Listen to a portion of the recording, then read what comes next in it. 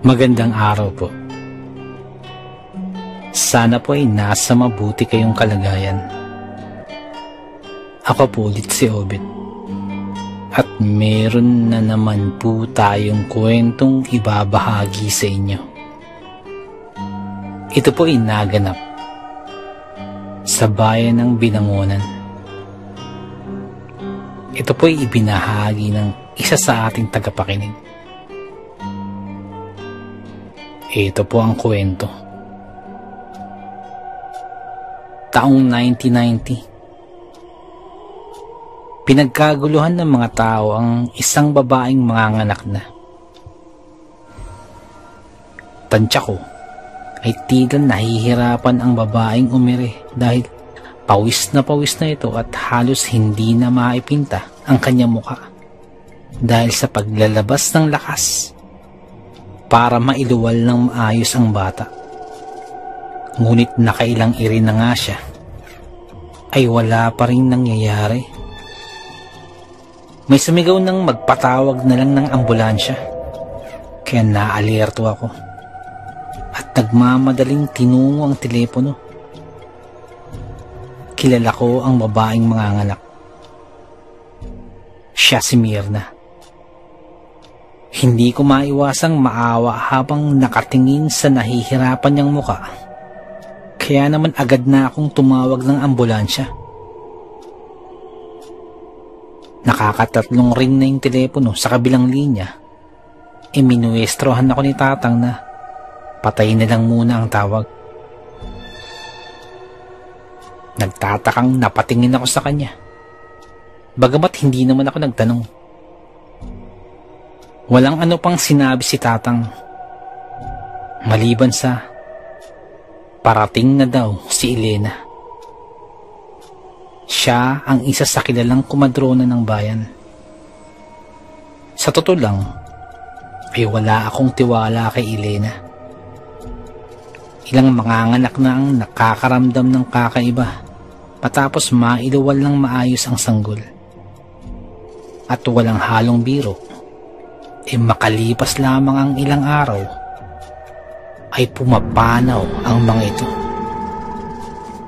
Kaya naman kabado akong napatingin sa may pinto nang bumukas yun at bumungad ang mukha ng isang payat, may kaitiman at maliit na babae.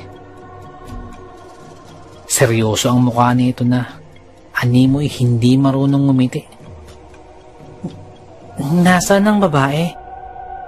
Tanong niya. Kaya naman itinuro ni Tatang ang kinaroroonan ng babae sa silid. Kabado akong napasunod sa kanila sa loob dahil nais kong makita kung paano nga ba ang gagawin nila. At kung may mangyayari nga bang masama sa manganganak. Umalis na ang unang kumadronang nakaalalay kay Mirna. At pumalit si Elena sa pwesto. At hiniling nito na lumabas kaming lahat sa kwarto. Sabi niya, baka raw may mga ugali kaming matampuhin. Kaya nagtatampo ang sanggol dahil ayaw lumabas. Ako naman nais kong manatili. Subalit, wala naman akong magawa. Nagsilabasan agad ang mga tao. At ako naman ay hinila ng pinsan kong si Rani. Binulungan ako ni Rani. Sabi niya na kahit pustahan daw, tataya siyang mamamatay si Mirna mamayang gabi. Kung bakit daw kasi nagtiwala ang mga tiyahin nila at ibang kakilala kay Elena. Usap-usapan ng aswang ang babae. Pinandilatan ko ng mga mata si Rani. Sabi-sabing huwag siyang maingay. Nautusan tuloy kami ni Tatang na magpakulo ng tubig. Lalo na't nakikiramdam ang lahat sa mahinang pag-iri ni Mirna. Wala pa naman itong asawa dahil nabuntis lamang si Mirna nang mag-aral ito sa syudad. Bigla na lamang nagdeklarang hihinto sa pag-aaral. Yun pala'y nabuntis na. at may dinadala na sa loob ng sinapupunan. Tanging ang mga magulang na lamang nito ang nakaalalay ngayon, kaya hindi namin maiwasang kaawaan ng babae. Kung bakit hindi siya nag-ipon ng pera at sa ospital na lang nanganak, tiyak mas ligtas pa siya dun at malayo pa sa impeksyon. Sa palagay ko mas delikado ang paraan ng pagpapaanak ni Elena. Kung ako lang masusunod, hindi ako papayag na manganak ang aking asawa sa kamay ni Elena. Makita ko pa lang ang kanyang maruruming ko. Kay dami ng lagim ang naglalaro sa isipan ko. Yun nga lamang, wala pa akong asawa. 16 lang ako. At wala pang alam sa usaping relasyon. Mabuti na lang talaga at hindi kagaya ni Mirna si ate. Magkasing talino yung dalawa. Parehong scholar at nabigyan ng pagkakataong makapag-aral sa isang magarang eskwelahan sa syudad. Ngunit nabuntis si Mirna. Samantalang si ate nakapagtapos na nung mag-aapat na buwan pa lamang ang tiyan ni Mirna. Ngayon may maganda ng trabaho si ate bilang isang teller sa isang kilalang bangko. Samantalang si Mirna ay heto, nasa bingit ng kamatayan at sa kamay pa ng isang mabagsik na kumadrona. At dahil hindi ako makatiis, walang paalam na iniwan ko si Rani at tinungo ang silid kung saan naroroon sina Mirna at Elena. Para hindi makita pagapang akong pumasok sa kwarto. At dahil abala at nakatalikod si Elena, ay hindi niya ako napansin. Dumiretso ako sa malaking nakaawang na aparador at nagtakip ng mga nakahangir na damit. Kaya kitang-kita ko ang ginagawa niya habang nagpapairi kay Mirna. Namumutla na si Mirna. Kaya naman lihim akong nagdasal na sana ay wala namang masamang mangyari rito. Kahit papaano, naging kaibigan namin si Mirna. At mabait ito sa amin. Nga lamang nagkamali lang ito sa pag-aakalang makakasama niya ang nakabuntis sa kanya sa hirap at ginawa. Habang pinapanood ko si Elena, nakita akong makailang beses niyang kinudlitan ng kanyang maruruming kuko ang masilang bahagi ni Mirna. Sa totoo lang, napapangiwi ako habang ginagawa niya yun. Dahil hindi naman siya lisensyadong doktor para basta na lang maghiwa ng kahit na anong parte ng katawan ng tao. Ilang saglit pa ay isang himala na ang nangyari. Nang sumabog ang panubigan ay kasunod na lumabas ang sanggol na agad namang tinulungan ni Elena para maayos na makalapag sa banig. Marahan niyang hinilot ang tiyan ni Mirna. Saka ito minuestra na umiri ng kaunti. At lumabas naman ang inunan na karugtong ng pusod ng sanggol. Maayos naman na ipinosisyon ni Elena ang pusod at nilinis ang bata. Si Mirna naman ay nanghihinang nakatingin sa kanyang anak. Ilang saglit lang ay kinarga ni Elena ang bata at inanunsyo kay Mirna na babae ang kanyang bagong luwal na sanggol. Kahit hinang-hina, napangiti si Mirna at masayang niyakap ang sanggol na kinarga niya. Si Elena naman ay naging abala sa paglilinis ng inanakan ni Mirna. Ngunit nagulat ako sa paraan niya kung paano yun ginawa. Saksi ang dalawang mata ko kung paano niya kinain ang inunan ng sanggol ni Myrna. Nandiri ako at sumama ang aking pakiramdam. Lalo na't naririnig ko ang pagnguya ng babae na tila ba sarap na sarap siya sa kanyang kinakain. Halos masok ako na pinipilit ko na lang tatagan ang aking loob upang huwag akong mabuking na nanunod sa kanyang ginagawa. Mas lumakas ang aking pagdududa na isang ang aswang si Elena dahil sa kanyang ginawa. Kaya naman kahit pinagpapawisan na ako ng malapot, ginawa ko ang lahat, huwag lamang makalikha ng ingay. Nakita ko ang malalalim niyang lunok na tila ba hindi alintana kung may nanunood ba sa kanya o wala. Basta't ang malaga ay mabusog siya at wala nang lilinisan pang mga dugo. Maging ang mga kalat sa banig ay sinimot ni Elena. Kaya mas lalong sumama ang aking pakiramdam. Ilang minuto lang, si Myrna naman ang kanyang nilinisan. Ngunit bago yun, may iniluwa siya mula sa kanyang bibig. Matapos ay ipinasok naman sa masilang bahagi ni Myrna. Maya-maya pa'y biglang napapaigik si Myrna dahil sa kirot na nadarama. Ngunit nagpatuloy lang sa paglinis si Elena kay Myrna hanggang sa mabihisan na niya ito. At sa kanya tinawag ang mga tao sa labas na halos mag-unahan naman sa pagpasok. Nang marami ng usosero at usosera, dahan-dahan akong lumabas ng aparador at nagkunwaring nakikitingin sa bagong panganak. Walang nakakapansin sa akin, kaya malaya akong nakalabas. Yun nga lamang, nakatabi ko si Rani na noon ay titig naman sa akin. Tinanong niya pa ako na kung saan daw ako nanggaling at pawis na pawis ako.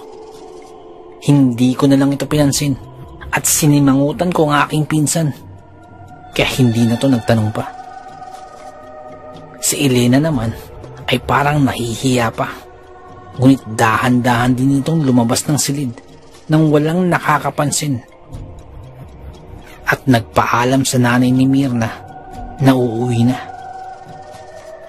Nakita ko rin ang bayaran nito ng pera, padala ng manok at bigas. At dahil hindi talaga ako mapakali sa nakita ako kanina, idala na rin ang aking pagiging mausisa, sinundan ko si Elena sa kanyang uuwian. Kahit alam ko na kung saan siya pupunta, ay hindi ko siya hinihiwalay ng tingin. Nilagpasan ko ang aming bahay at nagpatuloy sa paglalakad. Kahit may nakakasalubong akong mga kakilala, ay hindi ako humihinto para makipag-usap sa kanila. Tinatanguan ko lamang ang mga to, sabay lagpas. At nang makarating kami sa dulo ng tila dead end na kalsada, lumiko si Elena sa isang eskinita. Mabibilis ang kanyang mga hakbang nang matanaw na niya ang kanyang bahay. Ako naman ay nakadistansya pa rin sa kanya. Natatakot din ako na baka mahuli niya at malamang sinusundan ko siya. Nang pumasok siya sa kanyang bahay, ay saka ako sumunod at nanatili sa pagitan ng dingding. Si Elena ay nasa loob na ng bahay, samantalang ako ay nasa labas. At nakasilip ako sa isa sa mga butas sa dingding. Nakita ko ang natatakam niyang muka. At habang pinagmamasdan, agad niyang ginilitan ng leeg ang manok. Ngunit hindi kutsilyo ang kanyang ginamit. kung hindi ang kanyang maruming kuko. Kasunod nun ay nandiri ako nang sa halip na maliit na platito ang gamitin ay ang kanyang bibig ang ipinangsahod niya sa sumisirit na dugo at nilalagok niya ang sariwang dugo mula sa manok. Kinilabutan ako sa aking nakita. Paano yan naaatim na kainin ng buhay na manok kahit nagkikikisay pa ito? Akala ko'y tapos na ang palabas niya, ngunit hindi pa pala. Gamit muli ang kanyang kuko, ay nilaplap niya ang katawan ng manok at hinati pa sa gitna. Nang paghiwalay niya ang dalawang hita, ay nagkalat ang mga laman loob. Kaya naman masusi ko pa siyang pinanood. Hindi ko akalaing may mas masakol pa siyang gagawin. At iyon ay ang kainin ng manok ng hilaw at hindi man lamang niluluto. Doon na ako hindi nakatiis at umalis na ako ng bahay ni Elena. Mabibilis ang aking mga hakbang na tinungo ko ang kakahuyan at doon ay nagsuka ako ng nagsuka. Halos panawan ako ng ulirat sa aking nakita. Gulong-gulong ang aking isipan. Kung aswang nga ba talaga si Elena? Tingin ko sa kanya kanina ay takam na takam sa mga pagkaing nakakadiri. Matapos kong magsusuka ay matamlay akong umuwi ng aming bahay at nagkulong sa kwarto. Paulit-ulit na umaandar sa aking isipan ang mga katanungang, ano ba ang nakita ko? Totoo ba talagang mga yun? Kinagabihan ay lumabas ako ng silid upang maghapunan. Naabutan ko sina Tatang at Nanang na abala sa pag-uusap. Si Mirna ang kanilang paksa. Iniabot sa akin ni Nanang ang mainit na kanin, saka nagpatuloy sa pagsasalita. Sabi ni Nanang, nagwala daw kanina si Mirna. At halos lamunin nito ang sariling kapapanganak pa lamang na sanggol nang mawala ito sa katinuan. Biglaan lamang daw ang nangyari kaya nagkagulo ang lahat. Mabuti na lang daw at natauhan si Mang Pedro. Agad na binuhat ang kawawang sanggol at inilayo siya sa ina nito. Nagimbal ako sa aking narinig. Tila naging mabangis si Mirna at halos hindi na nakakakilala. Kaya naman iginapos ng mga kalalakihan si Mirna at ikinulong sa isang kwarto. Pansamantalang pinapadede ng ate ni Mirna ang sanggol dahil kapapanganak lang din ng kanyang ate. 3 buwan lamang ang nakakaraan. Hindi ko tuloy alam kung ano ang aking sasabihin. Ngunit sa kabila nun, ay mas nanaig ang aking pagiging mausisa nang maalala ko kung ano yung inilagay ni Elena sa maselang bahagi ni Mirna kaninang umaga matapos itong makapanganak. Posible kayang hinawaan niya ang babae ng pagkaaswang? Matapos kumain, bumalik ako sa bahay ni Mirna at nagkunwaring maghahatid ng pagkain. Sinabawang manok para sa bagong panganak. Pero ang totoo ay makikiisyoso ko sa nangyari kanina. Pagdating ko sa bahay nila Mirna, inasa matinong pag-iisip naman siya. At naabutan kong sinusubuan ng kanyang nanay sa pagkain.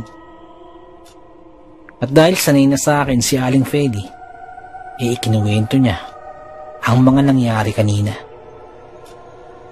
Ako naman ay hindi nakapagpigil at sinabi ko sa kanila na nakita ko ang ginawa ni Elena mula sa pagpapaanak sa kanya, sa paglalagay ng kung ano sa maselang bahagi ni Myrna at hanggang sa paglantak nito sa inunan ng kanyang anak.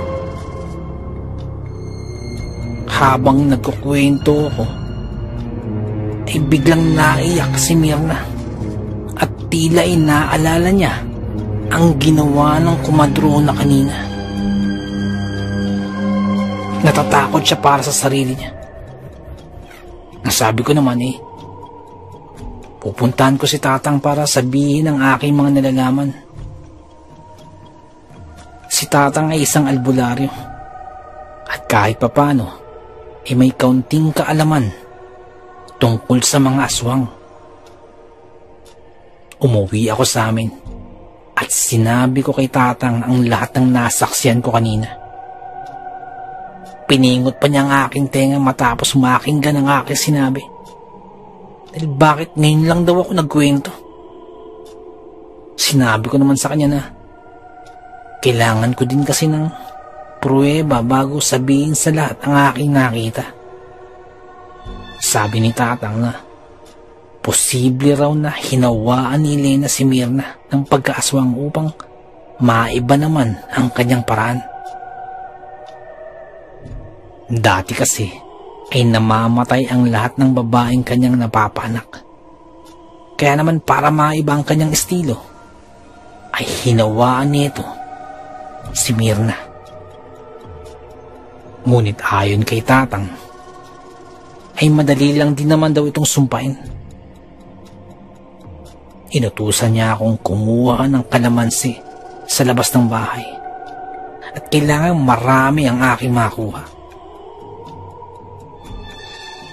Sinunod ko ang sinabi ni Tatang at pagkakuha ng mga kalamansi ay piniga ang mga yun. Gumawa kami ng kalamansi juice. Iyon lang daw ang kailangan kong ipainom kay Myrna. Ngunit bago yun ay pinatakan pa ni Tatang ng langis na pangunta sa aswang. Kaya naman naging iba ang amoy niyon. Dinala ko ito kina Myrna. At habang naglalakad ako papalapit sa bahay nila, may nahagip akong figura ng tao sa bubong ng bahay nila Myrna. Kinilabutan ako at kinabahan dahil hugis babae yun. Naisip ko na baka si Elena na naman yun at kinukuha si Myrna. Hindi ko alam kung ano ang pumasok sa isipan ko. At basta na lang ako pumulot ng bato at binato ang tao sa ibabaw. Umangil ito na parang isang pusa at walang ingay na lumundag pababa. Pagkababa ay bigla akong dinaluhong nito at pinagkakalmot. Napasigaw ako sa sakit. Lalo na't animoy nagkakaroon ng buhay ang kanyang mga buhok na pilit pumapasok sa aking ilong, sa tenga at sa bibig. Mabuti na lang at daladala ko ang kutsilyong yari sa tanso ni Tatang at ipinamputol ko sa mga buhok. Sa bawat pagputol ko ay napapasigaw ang aswang hanggang sa malapit na nga siyang makalbo. At dahil sa takot, winawasiwas ko na lang sa ere ang kutsilyo hanggang sa matamaan ko ito dahil nagpalabas ito ng napakalakas na pagpalahaw. At dahilan yun upang mabitawan niya ako. Nang makalayo ako sa kanya, ay nagtatakbo ako sa loob ng bahay nila Myrna at humingi ng tulong. Mabuti na lamang at naroroon ang mga magulang ni Myrna at inalalayan ako agad. At habang nasa loob, sinamantala ko na ipainom kay Myrna ang kalamansing may langis na dala-dala ko. Ang ibang kapatid naman ni Mirna na mga lalaki isinugod si Elena sa bahay nito. At laking gulat nila nang hindi na matagpuan pa si Elena. Ilang araw lang ang nakalipas, nagulat ako nang ibalita ni Mirna sa akin na nailabas niya sa pamamagitan ng pag-ihi ang inilagay ng komadrona sa kanyang ari. Kuko iyon ni Elena at nagsisimula na itong magkaroon ng mga ugat na baka kapag kumapit na ito sa katawan ni Mirna ay magkakaroon na ito ng itsura at pakpak upang siya nang sumakop sa katauhan ni Mirna para maging aswang. Mabuti na lang at naagapan namin ito. Salamat kay Tatang na may alam sa pangontra ng aswang at hindi niya nahawaan ang aming kapitbahay. Ako naman ay nagpapasalamat din na agad na ginamot ni Tatang ang aking mga sugat na likha ng kuko ni Elena. Napakaiwaga ng ating mundong ginagalawan. Napakaraming bagay ang mahirap ipaliwanag, pero nagaganap. Hanggang dito na lamang po. Salamat po sa pakikinig. Magandang araw po.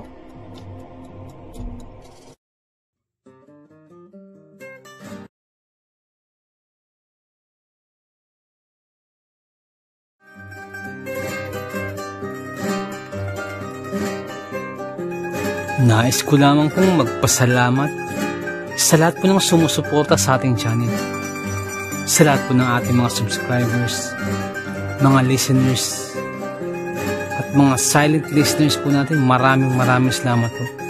Ganun din po sa ating mga OFW listeners mula po sa iba't ibang bahagi po ng mundo. Maraming salamat. Ganun din po sa mga silent listeners po natin at sa mga listeners po natin mula po sa iba't ibang kapuluan po ng Pilipinas. Maraming salamat po. Sa mga nagpapadala po ng kwento, sobrang salamat po. Sobrang laki pa sa salamat po. Nais ko lamang pong i-shout out si Boss John Vergara Jr. Boss, shout out po. Maraming salamat po. Shout out din po kay Ma'am Imelda Pascua. Ma'am, shout out po. Nais ko rin pong batiin ng happy birthday ang anak po ni Boss Bobby Gonzales na si Ken Angelo Gonzales. Happy birthday! More birthdays to come, more blessings and good health. Pasensya na at ngayon ko lang nabati. Happy birthday sa'yo, Ken Angelo Gonzales. And also belated happy birthday po sa anak po ni Ma'am Christy Harm na si Janina Harm. Happy birthday! More birthdays to come, more blessings and good health. Shout out po sa inyo. Nais ko lamang pong i-shout out si Boss Joshua Oyao from Lapu-Lapu City, Cebu. Shout out po sa iyo, boss. Happy birthday din po kay Boss Marlon Paro. Boss, more birthdays to come, more blessings and good health. Shout out po sa inyo, Boss Marlon. Shoutout din po kay Boss Val Dayot at sa family po ni Boss Val Dayot dyan po sa may Kalinog, Iloilo. Shoutout po sa inyo. Si Ma'am Helen Casamayor. Ma'am, maraming salamat po. Isa po sa masugid natin tagapakinig po mula pa po nung nasa Saudi pa po siya. Maraming salamat po, Ma'am Helen Casamayor. Isa po sa ating mga silent listeners. Sobrang salamat po. Sana po ingat po kayo dyan palagi. Maraming salamat po. Nais ko lamang pong i-shout out si Boss Marlon ng Di Masalang. Boss, shout out po. Maraming salamat po sa pakikinig. At nais ko rin pong i-shout out si Ma'am Dalisay Concepcion. Maraming salamat po sa pakikinig. Shout out po sa inyo, ma'am. Shout out din po kay Sir Myong. Boss, maraming salamat sa pagbisita sa ating channel. Maraming salamat. Kay Sir yung Herminio Viterbo, shoutout po sa iyo. Ingat po palagi. And also, belated happy birthday po kay Ma'am Annie Apruebo. Belated happy birthday po. More birthdays to come, more blessings and good health. Shoutout po sa inyo. Maraming salamat po. Nais ko lamang pong i-shoutout si Ma'am Mary Asilar dyan po sa may UK.